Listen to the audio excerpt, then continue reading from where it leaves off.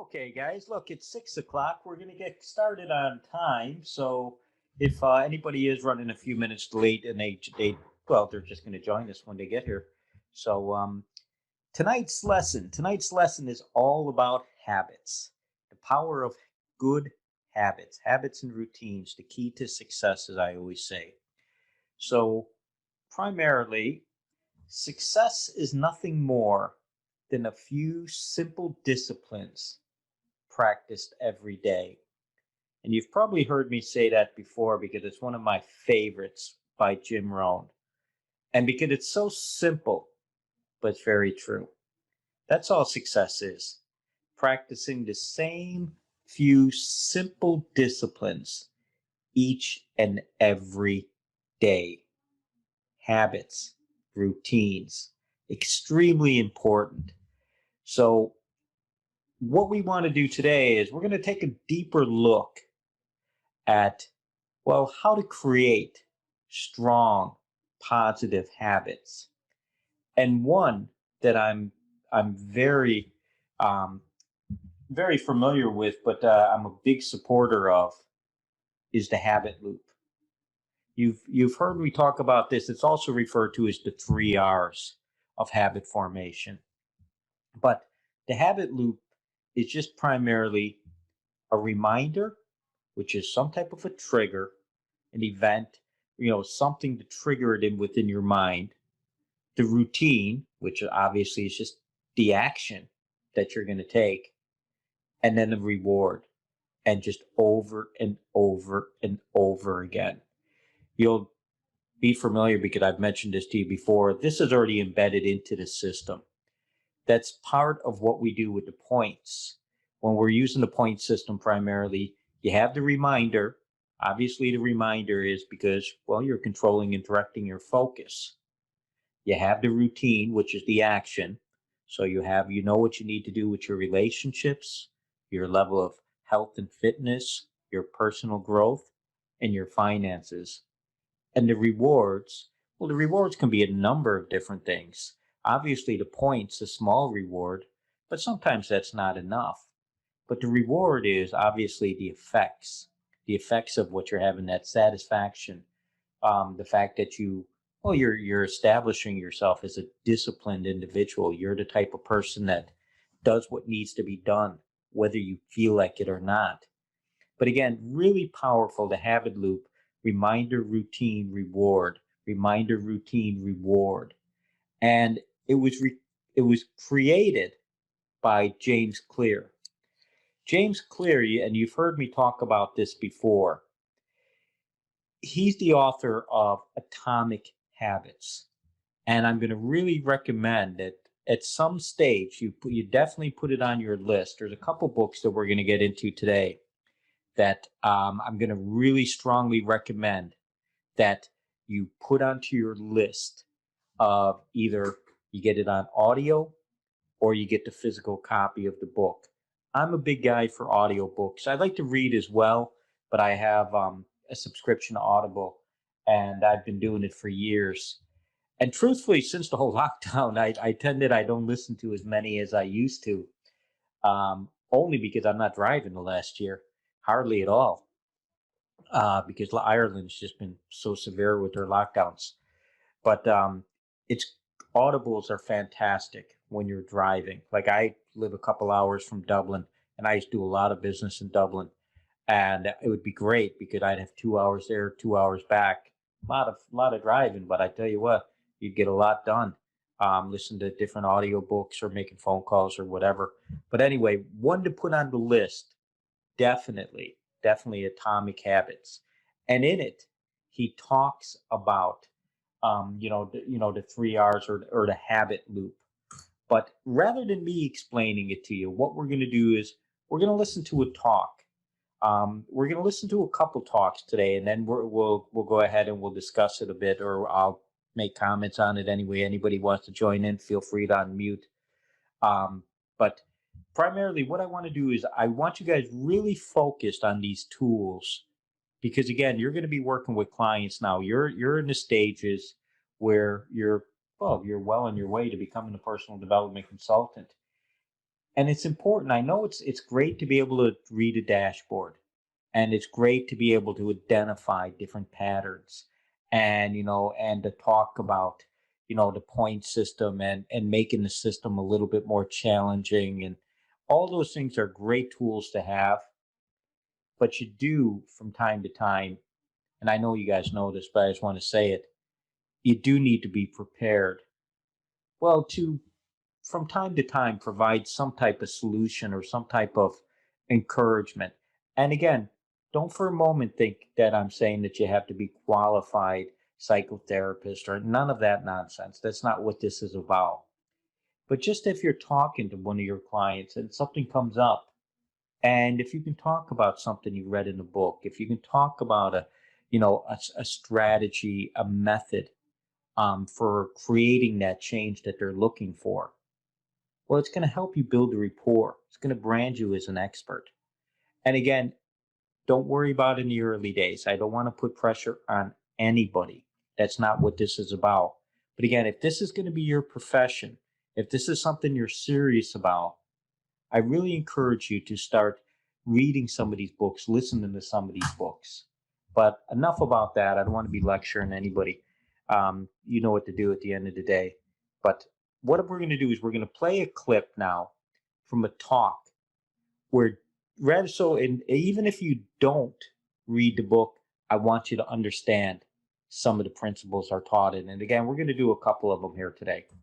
So go ahead. Let me know if there's any problems here in it. I did tick the box today, so I think we should be okay. But I'll go ahead and get that started for you now.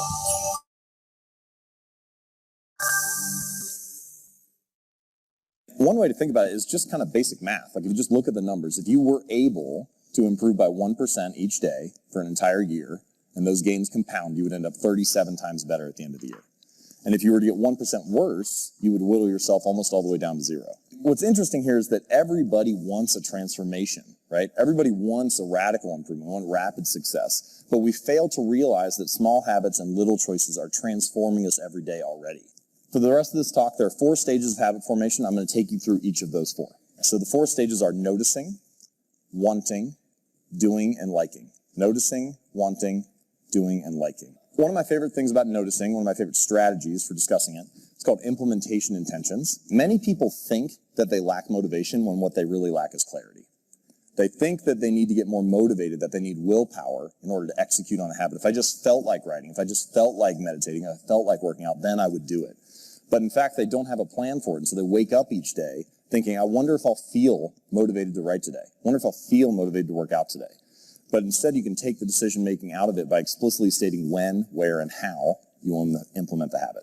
It sounds easy to say, let's just start a plan, let's write down exactly what you should do, and then maybe you'll follow through on it. But of course, we all know that there are challenges that arise. It's not quite that easy. So here's a little strategy that I like to use to make sure you can come up with a better plan of action, and it's called a failure pre-mortem. So the way that it works is you think about the habit, the project, the goal, whatever the most important thing is that you want to work on, and I want you to imagine, fast forward 6 months from now, and you failed. And then tell the story of why you failed. What happened? What challenges did you encounter? What was it that took you off course? Once you have all that stuff laid out on the table in front of you, you can start to make better choices about how to develop a plan. You can start to have if-then plans. So not only do I want to exercise for 20 minutes on Monday at 5 p.m., but also if I do not exercise because I have to take my kid to practice or whatever, then Tuesday morning at 7 a.m. I will go in. Right? You can have ways to adjust for these challenges. Stage 2, wanting. One of the most overlooked drivers of habits and human behavior is our physical environment. And this is an interesting insight about our desires. Your environment often influences them. We want things simply because they are an option, right? Simply because they are in front of us at the time. Thankfully, you don't have to be the victim of your environment. You can also be the architect of it. You can decide to design something to make your good behaviors easier and your bad behaviors harder. So, when it comes to habits, if you want to practice your guitar more frequently, put it right in the middle of your living room so you run across it all the time. If you want to read more, when you make your bed in the morning, take the book you want to read, put it on top of the pillow. When you come back that night, pick it up, read a few pages, go to sleep. Many of our desires are simply shaped because we have an environment that shapes us in that way. So, the moral of the story is I've never seen someone stick to positive habits in a consistent fashion in a negative environment. Maybe you can overpower it once or twice. Maybe you can have the willpower to do the right thing on one day. But if you're constantly fighting against those forces, it's going to be very hard to follow through. Stage 3, doing. The important insight here, especially for habits, is that in the beginning, the most important thing is just to shut up and put your reps in. Just make sure that you hone the skill, right? And you can start to think of it, the way that I like to think of it is that any outcome that you wish to achieve is just a point along the spectrum of repetitions. So if you have few reps to more reps, and you can imagine an easy goal, moderate goal, a hard goal, the more reps that you put in, the more likely you are to achieve that goal. Now, what I like to say is you should optimize for the starting line, not the finish line, right? So often when we think about habits, goals, routines, achievements, it's all about the milestone. We think about how much weight we want to lose, how much money we want to earn, how many subscribers we want to have. It's all fixed on the finish line. But instead, if you can optimize for the starting line and make it as easy as possible to get started and get your reps in, often the outcomes just come as a natural result. Okay, stage 4, liking. The only reason that we repeat behaviors is because we enjoy them, because we like the reward. If we don't enjoy the experience along the way, we're unlikely to stick with it. And that means that you need to figure out ways to bring a reward into the present moment because good habits have a problem. And that problem is that for good habits, the immediate consequence is there. There's a cost that happens in the moment, but the reward is often delayed. So you need to figure out how to bring the reward into the present moment to stick to a good habit. And someone else who's going to be speaking here, Seth Godin, had a very nice little quote about this, where he said the best way to change long-term behavior is with short-term feedback. And one way to think about that is that long-term behaviors, sticking with writing for years on end or going to the gym and so on, they have those delayed consequences. So you need a way to enjoy it in the moment. So here's what I think you should do. Get a wall calendar where you can see every day of the year mapped out on it. And then any day that you do your task of writing jokes for 15 minutes, I want you to just put an X on that day. And you'll have a couple false starts here and there, but at some point you're going to get a little bit of a chain going, right? You get 4, 5, 6, 7, 8 days in a row. And at that point, your only goal becomes to don't break the chain. Doesn't matter how good or how bad the jokes are, doesn't matter if it makes it into your material, just don't break the chain. What's interesting about this is that by measuring your progress, you get an immediate reward in the moment, right? The reward of like having a great stand-up routine 40 days from now or 40 weeks from now or whatever, is not, it's so delayed that you need something in the moment that makes you feel good. So if you do those 15 minutes, you can cross that off. That's a way to get an immediate hit, a little bit of a reward by tracking it. We often fear that in order to achieve something new, to become someone new, we have to abandon everything that we are. But in fact, that's not how it works. Change can happen plank by plank, board by board, habit by habit. And gradually, you can become someone new. With consistency and repetition, you can actually change not only your results, but actually your identity. Is because the more evidence that we have for a belief, the more likely we are to believe it. So if you go to church every Sunday for 20 years, you believe that you are religious. If you study Spanish every Thursday night for 20 minutes, you believe that you are studious. The actions that you take provide evidence for who you are. And it's not that habits matter more necessarily on an individual basis. Each moment in life matters. But what ends up happening is that over the broad span of time, things that you do once or twice fade away. And things that you do time after time, day after day, week after week, accumulate the bulk of the evidence for what you believe about yourself. And so every action that you take is actually a vote for the type of person that you want to become. If you want to become someone new, then you can take a new action and begin to accumulate evidence for that identity, for that belief about yourself. And that the more votes that you cast, the more likely you are to win the election. You don't need to be unanimous. You don't have to be perfect all the time. You just need to have the body of work. So true change is actually not behavior change, it's not results change, it's not process change, it's identity change. The goal is not to read a book, it's to become a reader. The goal is not to write a book or write an article, it's to become a writer. The goal is not to run a marathon, it's to become a runner, to become a type of person, to develop an identity. And the way to being something or becoming someone is through doing something. So every time you sit down to write, every time you practice that habit, you are being a writer. Every time you play a sport, you're being an athlete. Every time you practice painting or music or whatever, you're being an artist. And habits are not only the method through which we achieve external measures of success, like losing weight or earning more money or meditating and reducing stress. They are also the path through which we achieve internal change and actually become someone new. They're the path through which we forge the identity that we have, the deepest beliefs we have about ourselves, our sense of self. And so if you can change your habits, you can change your life. Thank you. Okay, so James, very good. awesome book, guys. But I'm wondering if anybody picked up on one or two things in there. A couple things that we're doing within the system that he actually makes mention of there. For an example, measuring your success, how important that is into, well, developing your identity. Because that's what it's all about, guys. That's really what we're trying to achieve with ourselves and what we're trying to achieve with our clients. A sense of a stronger identity, who you are. That's going to be so valuable to you in the marketplace, in your relationships, in literally everything that you're doing. It's so critical. But he also talked about, well, measuring, how important it is to measure. And he talked about not breaking the chain. You put the calendar up and so many X's per day, and the goal is not to break the chain. Those are all things we do. We don't do it in the exact format that he says, but those are all things that have been incorporated into the system.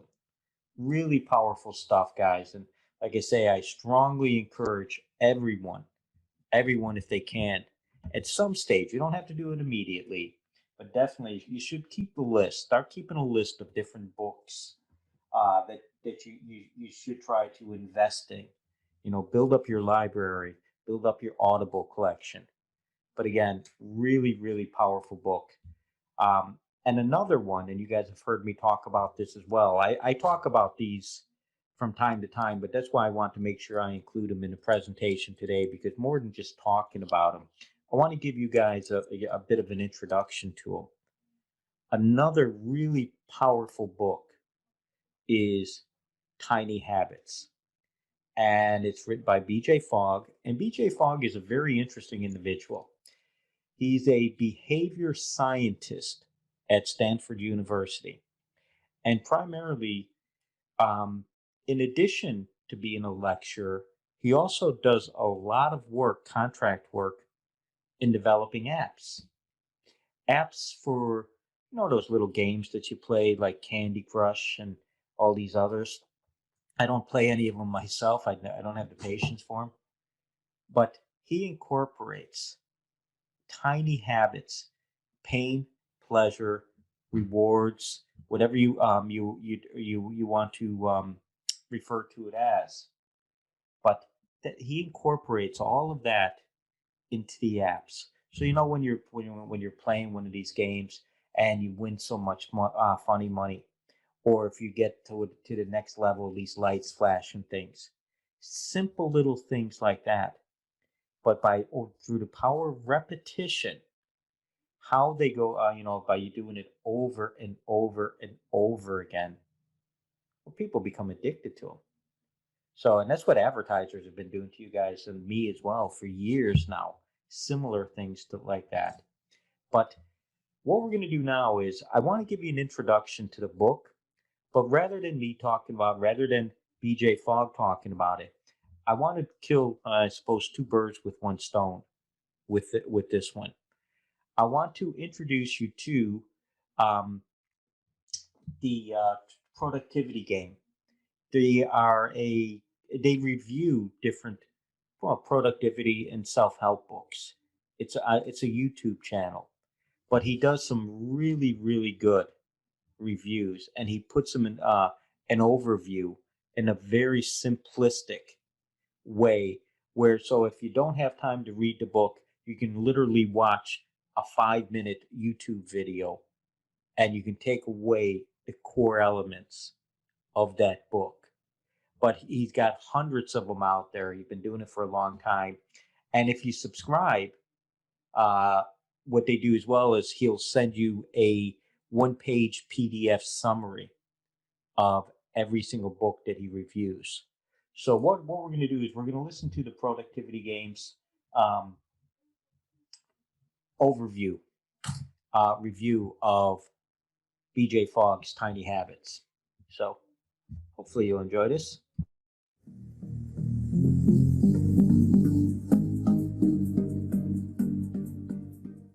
I recently read Tiny Habits by BJ Fogg. Fogg has discovered the universal formula for human behavior. B equals MAP. Behavior equals motivation plus ability plus prompt. This formula says that if you're trying to develop a new habit, like reading a book every night before bed, you'll only pick up a book and start reading it tonight if your motivation, your energy to read, matches the ability required to read, the time it takes to hit your daily reading goal, when the prompt to read is present. That is, when you see the book on your nightstand before you go to bed. Author and behavioral scientist B.J. Fogg has found a way to hack the universal behavior model so that you and I can consistently perform a desired behavior, like reading before bed, and make huge changes in our lives. The hack is called the tiny habits method and involves 3 parts. Part 1, shrink the behavior. To understand how motivation and ability interact with one another, Fogg provides the following chart with the action line. The action line says that if a task is too hard, then you need high levels of motivation to rise above the action line and complete the task. Rescuing your child from a burning building is a hard thing to do, but a high motivation to rescue your child puts you above the action line and compels you to run into the fire. Conversely, if a task is easy to do, you need very little motivation to rise above the action line and complete the task. Brushing your teeth is easy to do, so it doesn't matter if you're exhausted just before bed when you're reminded to brush your teeth. You do it anyways. Relying on motivation to be there each time you want to execute a habit is a foolish strategy. That's why B.J. Fogg suggests shrinking every new habit to the tiniest possible version so that very little motivation is needed to do it. You can find the tiniest version of your desired habit by either reducing the quantity or doing just the first step. For example, the tiniest version of a 60-minute meditation practice is being mindful of just one breath. The tiniest version of a daily planning routine is writing down one to-do item on an index card and putting it in your pocket. Your goal is to find a behavior that is easy to do in 30 seconds or less. Right now, think of a habit you want to form, and then list a few tiny habits you could try out. For example, if you aspire to work out more, the tiniest workout you could perform might be 1 push-up or 1 squat or 1 yoga pose or 1 jumping jack. Experiment with 1 or 2 tiny behaviors and see which one feels like a small win. Different behaviors impact people in different ways. Once you've found the tiniest habit with the biggest impact, it's time for part 2 of the tiny habit method. Identify an action prompt. There are 3 types of habit prompts, things that remind you to do your habit. There's external prompts, phone notifications or alarms, internal prompts, thoughts and emotions that remind you to act, and action prompts. The completion of one behavior reminds you to start the next behavior. Most people use external prompts or internal prompts to trigger a new habit, and that's why most people fail to develop a new habit. External and internal prompts are too easy to ignore. You can hit snooze on an alarm or ignore a feeling. But more importantly, external and internal prompts are disruptive and demotivating. If an alarm goes off, reminding you to take out the garbage while you're watching a movie, you'll probably get angry because you need to pause the movie, get out of your relaxing chair, and put your shoes on to go outside.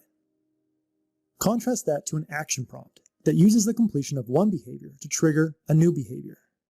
If you use the end of cleaning your kitchen countertops as the prompt to take out the garbage, you can leverage the momentum you already have from being on your feet and walking around the kitchen to then walking outside. That momentum is just enough motivation to get you over the action curve. And since tiny habits can be completed in 30 seconds or less, you'll have many action prompts at your disposal because you can fit tiny habits after almost any routine throughout the day. For example, you can execute a 1-breath meditation habit after you check your phone or pick up the TV remote or turn off a light or wash your hands after using the bathroom. Here are a few action prompts that B.J. Fogg uses. After I start my morning coffee, I will set out my vitamins. After I walk in the door from work, I will get out my gym clothes. After I sit down on the train, I will open my sketchbook. After I put my head on my pillow, I will think of one good thing. Now, go back to your tiny habit and set up an action prompt by completing the sentence, after I blank, I will blank. And finally, part 3 of the tiny habits method is to grow your habit with some shine. Developing a habit is like growing a small tree. You start with something tiny, and you nurture it until it starts to take root in your life and feels natural. Then, if you continue to nurture your habit with some shine, that habit will naturally grow into something huge. Your sentence a day habit might grow into a 3 chapters a day habit. Shine is a term that BJ Fogg created to explain the feeling you get after an accomplishment. The closest thing in the English language is authentic pride. To get an idea of what shine feels like, imagine the following. You've just gone through 3 rounds of intense interviews for a job you really want at a company you really like. You wait and wait for the email from the hiring manager. And then finally, a week later, you see an email in your inbox from the hiring manager. You open it and read, "Congratulations, we've awarded you the position." What does your celebration look like and feel like? Or, imagine you've worked hard on a school project, and your favorite teacher walks up to you and puts his or her hand on your shoulder and says, "Great job." How do you celebrate in that moment? The feeling you experience after either of these visualizations is the same feeling you must generate after executing a tiny habit. Now, it may sound ridiculous to feel pride and success after just one push-up or flossing just one tooth, but based on BJ Fogg's extensive habit research, learning to celebrate after a tiny win is the most critical component of habit development. Think of yourself as part dog trainer and part dog. Your inner dog performs the habit, and your inner dog trainer chooses to give the dog a treat. Most of the time, we hold back those treats because we think we should only celebrate huge successes, but that's a huge mistake. Fogg says, when you feel successful at something, even if it's tiny, your confidence grows quickly, and your motivation increases to do that habit again and perform related behaviors. I call this success momentum. Surprisingly enough, this gets created by the frequency of your successes, not by the size. When you give yourself a steady dose of shine after doing the tiniest version of a habit, your motivation will steadily grow, which will allow you to take on more difficulty while still remaining above the action curve. This is how you grow your habit from 1 push-up a day to 5 to 10 to 20. Fogg says, you can resist learning to celebrate, but be aware that you're choosing not to be as good as you could be at creating habits. For most people, the effort of learning to celebrate is a small price to pay for becoming a habit ninja. In the end, use BJ Fogg's tiny habits method to hack your own behavior and get yourself to reliably execute a habit. First, shrink a new habit to the tiniest version, an easy behavior you can complete in 30 seconds or less. And second, use an action prompt to trigger your tiny habit so you start your habit with momentum. And third, always celebrate the completion of a tiny habit. The more you celebrate, the faster you'll be able to grow your habit. It's important to remember the way to sustain a habit is to give yourself the flexibility to always do more, but permission to always go back to the tiniest behavior. BJ Fogg says, while small might not be sexy, it is successful and sustainable. That was the core message that I gathered from Tiny Habits by BJ Fogg. Okay, tiny habits by again. Hopefully you guys noticed a few things in there. Like the one that I like to point out when he talks about shine, that celebration, that permission to give yourself that, well, that celebration that you're entitled to after doing something small, some small achievement. When do you think we have the opportunity to use that with ourselves and to encourage our clients to do it? Well, the logical time is when you're doing your reflection, when you're putting in your points. That's why I say it's really important to not only for yourself, but for your clients, that when they're putting in their daily points, to not just be, oh, yeah, I got that, I got that, I got that, I didn't get that. No, take the time that when you go ahead and you earn that quarter point, as silly as it is, take a moment to do some type of celebration. I'm not suggesting you have to get up and dance around the place or anything like that. But take a moment to think about it, smile to yourself. You know, Give yourself permission to feel good and feel proud of it, because that's how habits are formed. You say that you see what he was talking about there. You can basically, you don't have to do it. You don't have to give yourself permission to shine. But by resisting it, well, you're basically not allowing yourself to be the best version of yourself. But the strategies work, guys. I can tell you that right now, as silly as some of them sound. And another one, again, that I want to really point out, we're shrinking the habit down or the behavior down. That's really important when you're working with clients or when you're working with yourself, especially when you're reviewing dashboards and you notice that they're not getting the points. Take a look at, see if there's something you could do to shrink that down. Like, for an example, I think generally I notice that people are a little bit too hard on themselves.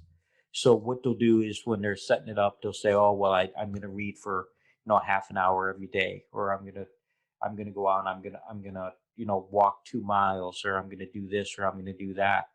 And that's great. It's wonderful to be ambitious like that.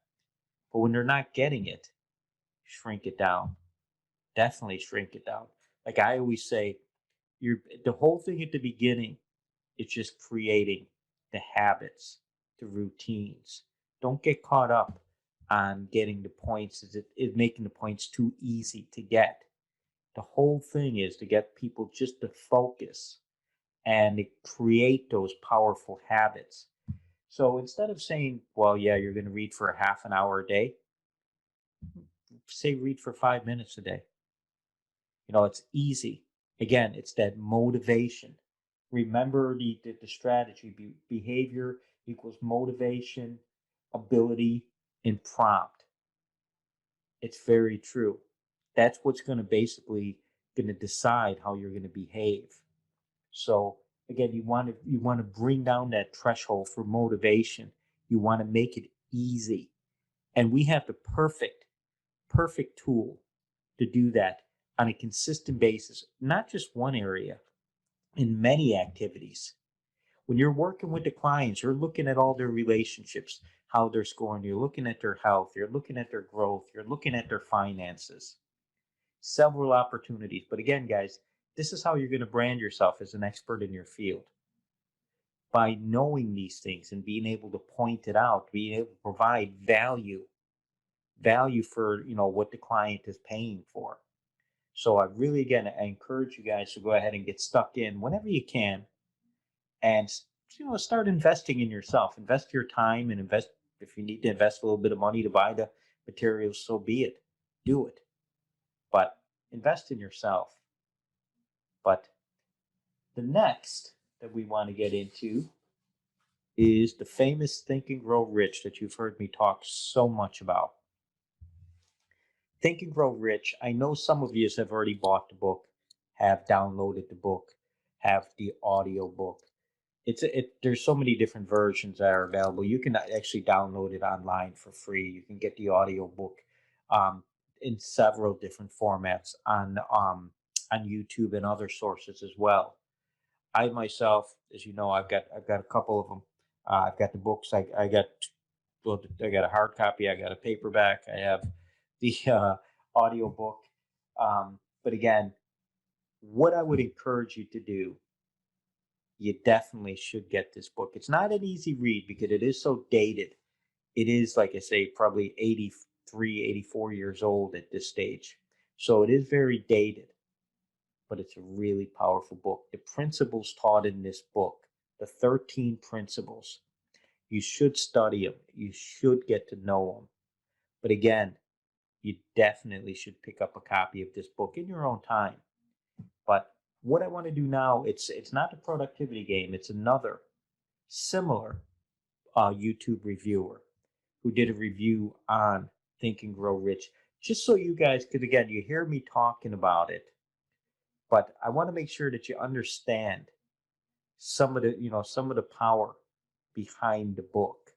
So what we want to do is we're going to listen um, to an overview of Think and Grow Rich and some of the core, I guess, points to take away.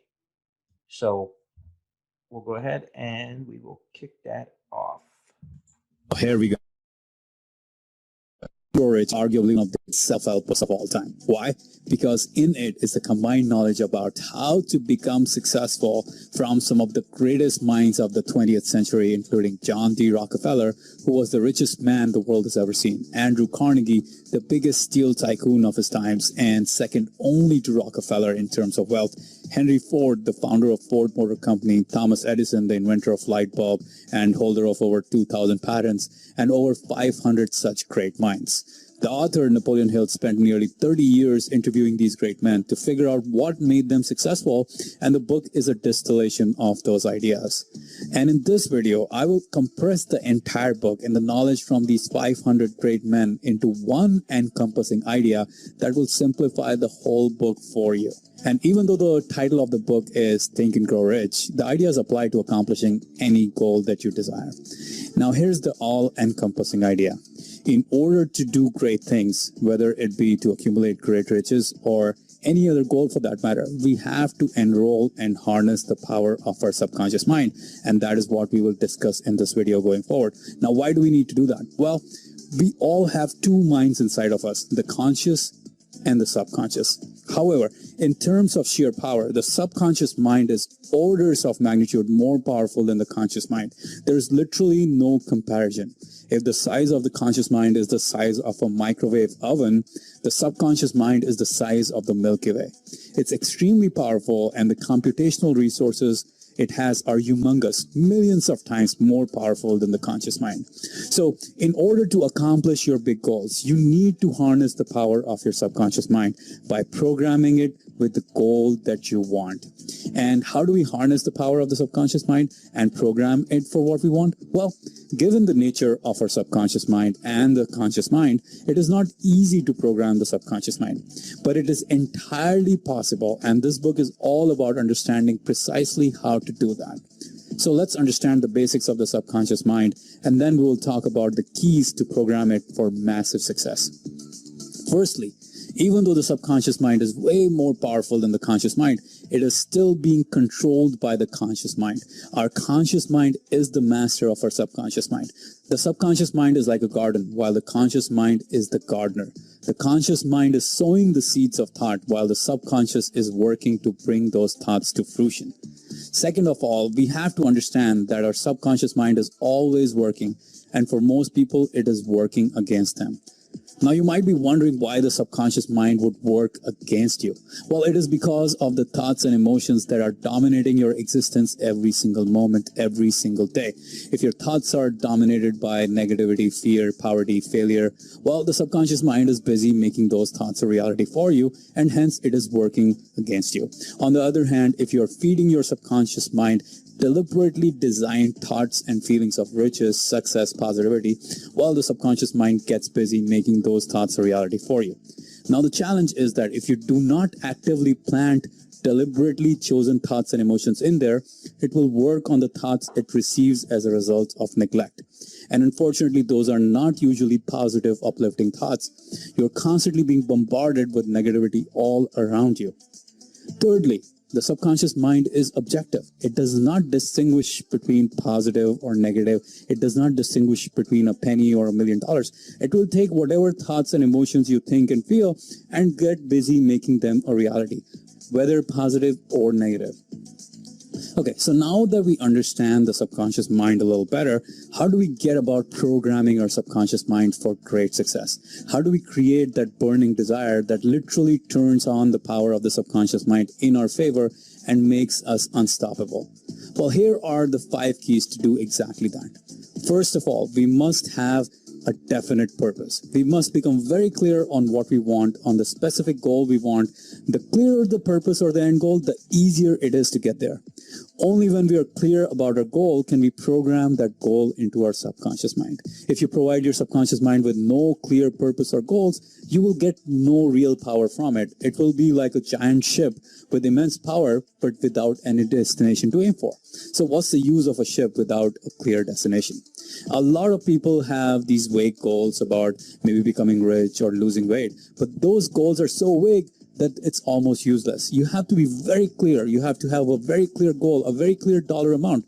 That will help you harness the power of your subconscious mind, because it allows you to focus your effort and it gives you a clarity of direction, clarity of making decisions. The second key to programming your subconscious mind is to use the power of autosuggestion. Now, autosuggestions are deliberately designed statements or commands you give to yourself, also known as affirmations. Once you know what you want, you must repeat that command to your subconscious mind over and over and over and over and over again.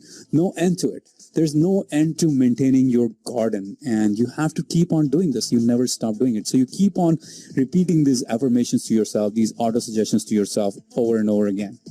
The third key to program your subconscious mind is to use the power of emotions to direct your subconscious mind. Now, it is not enough to think about your goals and just repeat them. You must mix those thoughts of your goals with emotions, the emotions you want to feel when the goal will be accomplished.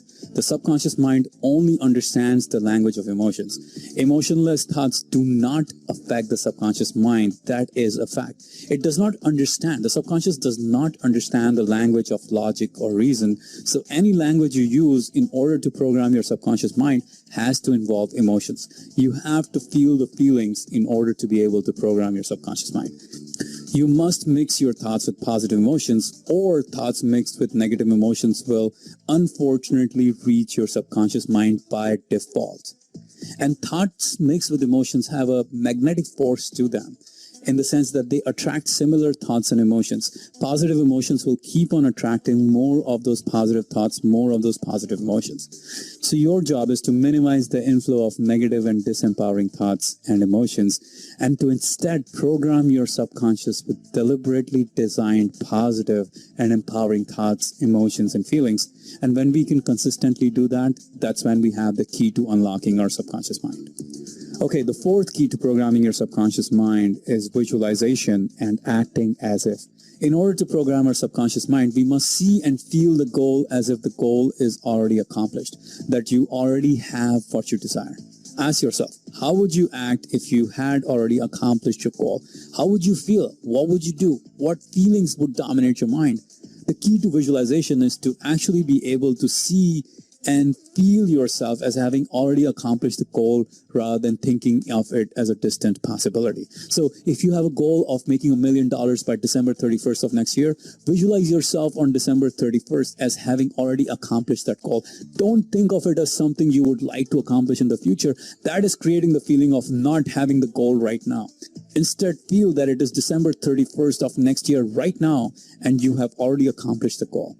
I really cannot emphasize this point enough, so you might want to just rewind and watch this point a few times because it's loaded with great wisdom right here. Okay, the fifth key to programming your subconscious mind is persistence and repetition. So what is the price of being able to harness the power of your subconscious mind? It is, as Napoleon Hill says it, it is everlasting persistence in thoughts mixed with emotions, mixed with faith. Endless repetition of that desire mixed with positive emotions and mixed with faith. No matter what the circumstances, no matter what you see externally in the world, there's no lower price we can pay. We must consistently persist and repeat these thoughts over and over and over again. We must decide to program our subconscious mind, and there is no end to it. We have to do it over and over and over again. So the amazing thing is that as you begin to increase your thoughts about that goal and you mix it with your positive emotions, and what will happen is those thoughts and those emotions will begin to attract more of such thoughts and emotions until you become completely charged with this thought pattern, with these emotions. Okay, so we just talked about the 5 keys to programming your subconscious mind. However, there is one power strategy that literally puts this whole book on steroids.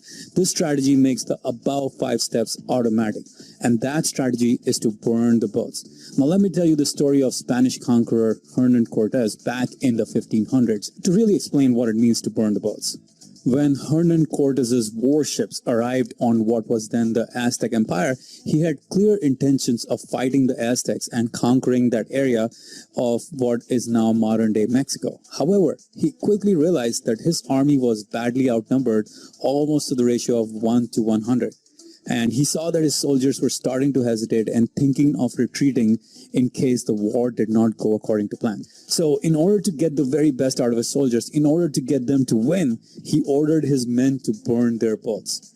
And once the boats were burned, there was no way of retreating. The soldiers knew very clearly that they only had two options, either win or die. There was no other way out, do or die. And that created a burning obsession inside of them to win and to live. And that is why his army went on to win the war, even though they were outnumbered 1-100. Now that is the power of burning the boats. It quickly gets us to harness the power of our subconscious mind, because when our survival is at stake, the subconscious mind brings all its power to bear on a given situation. In those situations, we become unstoppable. So if you want to create a burning, obsessive, pulsating desire for something, if you really want to program your subconscious mind with your goal, you need to cut off all other paths of retreat. You need to cut off all other possibilities. You have to go all in, just one option. And sometimes these situations are externally manufactured for us. For example, you are running out of money in your venture and you have a clear deadline by which you must make the business work or the business will die. Many great entrepreneurs have actually credited those moments as the ones that really turned their businesses around. At other times, we have to burn the boats ourselves when there are no external manufactured situations available to us. And one of the ways you can do that is to publicly commit to a goal. Or another way to do that is to create real deadlines with real consequences if the goal is not accomplished. Whatever you do to burn the boats, make sure that it leads to a state of burning obsession where you're almost obsessively thinking about the goal. You need that fire, you need that obsession, you need that in order to program your subconscious mind, and that is what will trigger you to greatness. So there you have it, an in-depth understanding of Think and Grow Rich. So just to recap, what we learned was that in order to accomplish our greatest goals, we must enroll and harness the power of our subconscious minds. Just trying to use the conscious mind to accomplish our goals is not enough. And we talked about the 5 keys to harness the power of the subconscious mind, and then we also talked about the 1 power strategy that literally makes us unstoppable. Okay, so probably my favorite book of all time. Again, not an easy read, guys. It's not a bad read, but again, because it is very dated, but I'm telling you, everything in there still holds true today. It's like, God, even when I think about it, I just get pumped up because I know how effective it is. So again, you guys really should invest. You really should invest your time and your resources into this book. Because again, if you're going to be talking to clients or if you're going to be using the strategies yourself, you have everything right there. Everything is in that book that you need as far as the purpose statement, definitely. But if you remember, everything that he's talking about, the definite major purpose statement, the power of, the auto suggestion over and over and over again, mixing in emotion, the visualization, so you see it, you act as if you can feel it, that persistence that no matter what, you're going to succeed, that you're going to achieve your purpose. That's powerful stuff, guys. And I really hope that you're doing that still each and every day with your purpose statement. It's something that I believe very strongly in. Here we go. Because Here we go. as you know, I've done it. I've done it myself, and I know how powerful this is. And this isn't the only time I've done it. I've done it other times as well. But again, when this article was written about me, it was all written about basically how I um, changed our lives, the lives of mine and my family, by relocating here to Ireland. Now, again, it might not sound like a major goal to you, but trust me, it was a pretty major goal for me and my family at that time, all things considered. And like I walked away from a very, very well-paying job in the States. You talk about burning the boats. I tell you what, I burnt the boats. I'll tell you so much how I burnt the boats. I told um, everybody in the organization a year ahead of time the date that I was leaving. I had no idea how I was going to make a living when I got there. I set some pretty outrageous goals. as far as what I wanted to achieve. But again, I didn't give myself an option. I told everybody who would listen, and so did my wife. My wife is from here. Her family already knew the day that we were coming back. And again, I had no idea really how I was going to earn a living or anything, because if you knew where I came from the city of Chicago, and where I'm living now, I look out one window, I see horses. I look out the back window, I see cows. Like I'm in the middle of nowhere. And how I was going to make a living here is, well, look, I had no idea how I was really going to do it. I had a plan. I wanted to be a consultant, and it did work out. But again, talk about burning the boats. But I just wanted to show you this is the definite major purpose statement. And you've heard me talk about this before, but I found it a while back, and it was in a frame, and I don't even know why. It was in a file cabinet. I was cleaning out an old file cabinet and I came across it. But this is the definite major purpose statement that my wife and I read, because that whole article, if you recall, was primarily what we did. My wife and I thought it was 2 years. My wife is adamant it was 3 years that we did this for, and my money would be on her, truth be told, because she has a lot better memory for things like that than I do. Um, but we set our definite major purpose every day, first thing in the morning, last thing at night. I would say it and she would say it. Even if we were not in the form for doing it, we would do it. And again, it might not have been a major, goal by the sounds of it, but you got to remember, this was 22 years ago, guys. We started doing it 2 to 3 years before that. I'm going to say three because I know my wife is always right. But so this was really the guts of about 24 years ago that we set these. But I'm just going to read it out to you very quickly, and I'm going to fill you in a couple things here. But we would say we always said our because we both read it. Our definite major purpose in life is to relocate our family to Ireland by June 1st, 1999. Upon arriving in Ireland, we will generate a combined weekly income of no less than £750 um, per week, with the majority coming from our home based business, which was my consulting business, by the way. Within 1 year of the relocation, we will begin the construction of our new home and have our family completely moved in within 6 months from the day construction begins. In order to guarantee the successful completion of our definite major purpose, we're willing to do the following: monitor our progress on a daily basis, which we did, devote no less than 1 hour a day to furthering our plans, which we did, budget our income and stick to it no matter what obstacles occur, consistently set goals for saving and strive to obtain them, agree to work together in harmony even through stressful times. And trust me, there was a lot of stressful times. Uh, Maintain a positive mental attitude at all times. Remain focused on our objective and goals and never give up until they're accomplished. In addition, we're willing to do whatever else it takes to achieve our definite major purpose in life. We have already begun to prepare for the day when we complete this task and vow to never quit until that day comes. We owe it to ourselves, we owe it to our children, and we will never give up no matter what. And then we put a quote in there from Napoleon Hill: whatever the mind of man can conceive and believe, it will achieve. Now, I'll just fill you in a little bit about that. That was our statement that we said. But we had that taped to us to the wall, our bedroom wall.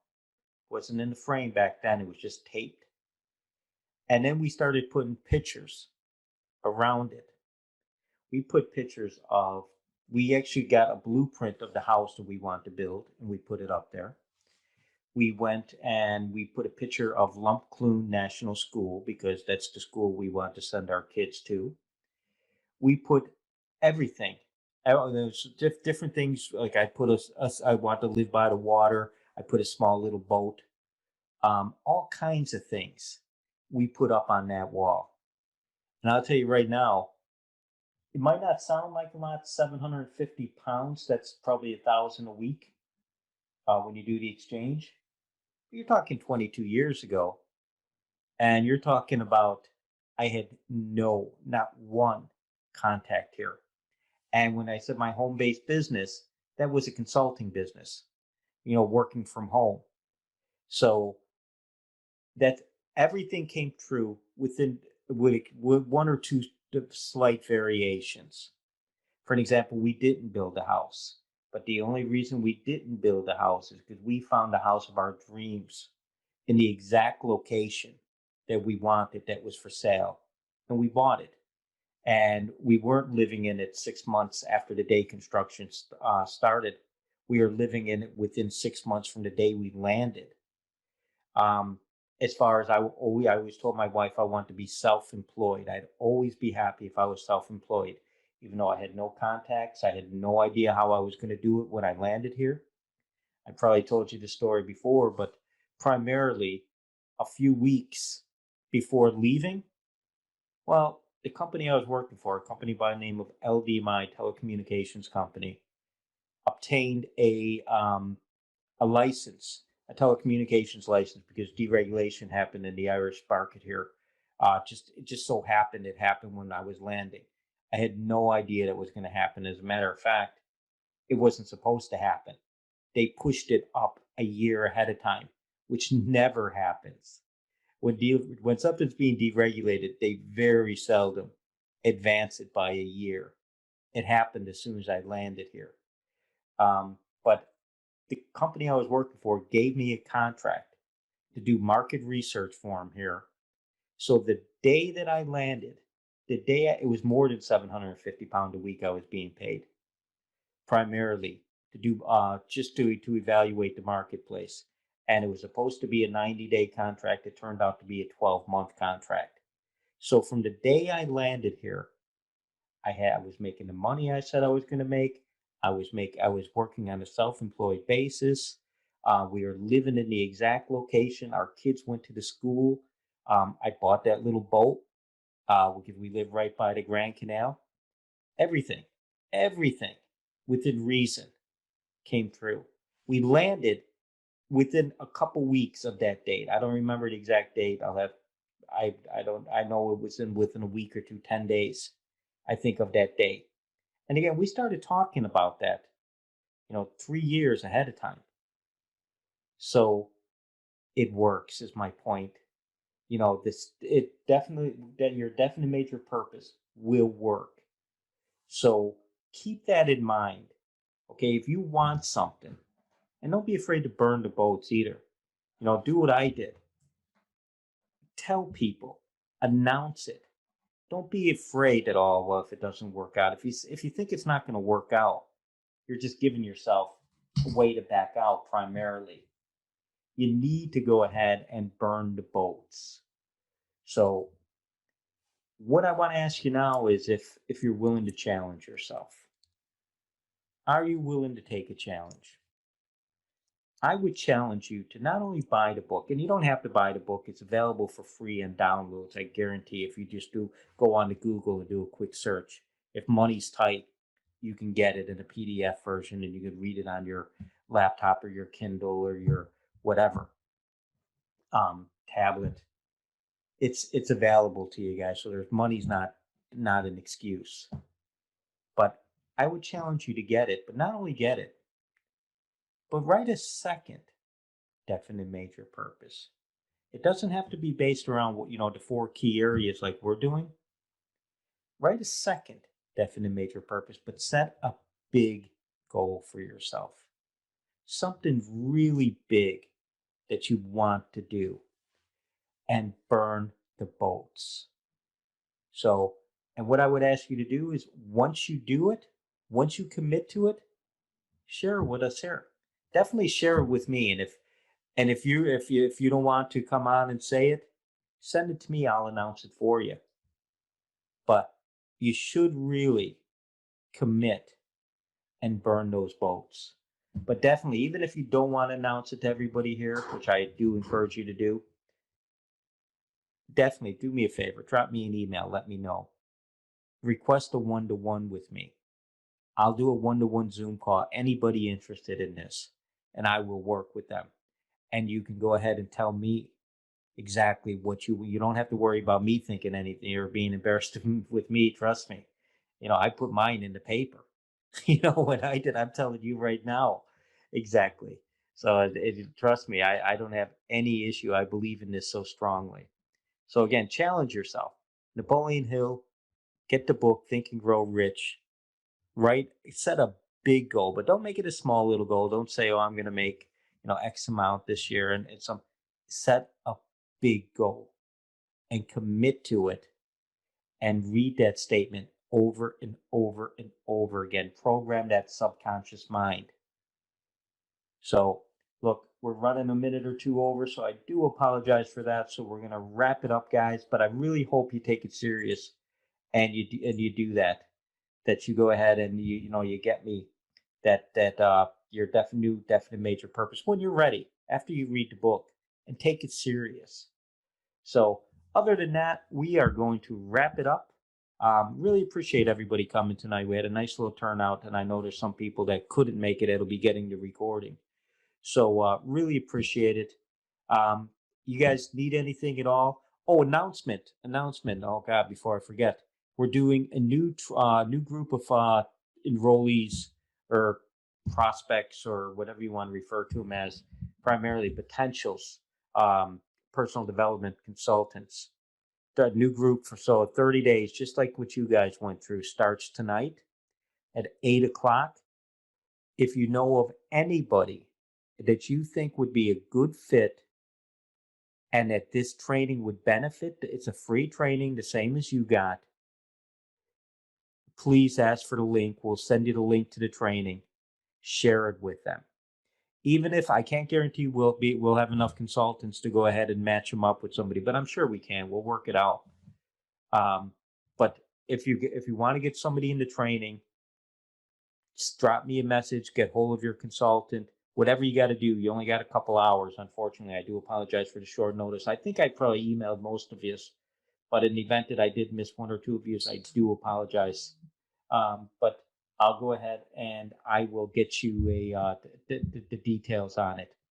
So again, if you know anybody, let's get them in, and we'll get you we'll get you full credit if they do sign up.